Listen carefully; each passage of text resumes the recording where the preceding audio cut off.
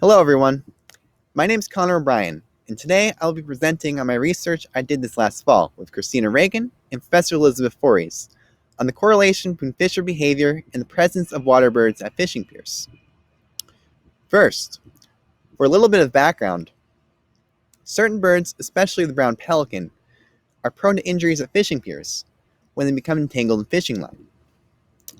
These injuries are believed to be more common when birds are drawn to the piers, due to certain behaviors from fishermen, such as the tossing of fish carcasses into the water, the leaving of dead fish on the docks, and the dumping of leftover bait into the water.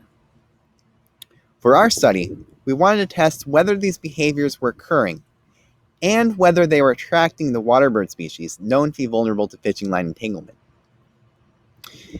We tested this at both the Eckerd College Galbraith Pier and at the Maxima Park Pier. You can see a satellite map indicating where these two piers are in relation to Eckerd College on our poster.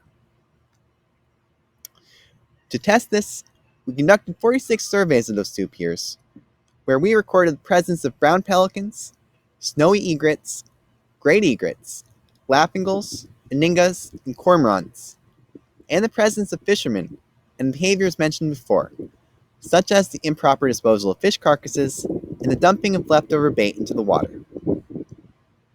Overall, we found the Maximo fishing pier had a higher total number of fishermen, higher amounts of instances of discarded carcasses and bait into the water, and higher presences of the bird species observed for than the Galbraith Pier at Eckerd College. However, our data suggests that at both locations, potentially harmful behaviors are occurring and are attracting birds to the area. To prevent future injuries of these piers, fishermen need to be better educated on the impacts they can have on our local wildlife.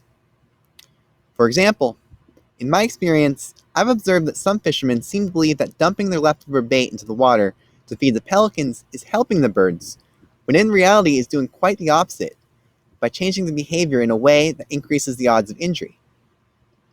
Thank you for listening.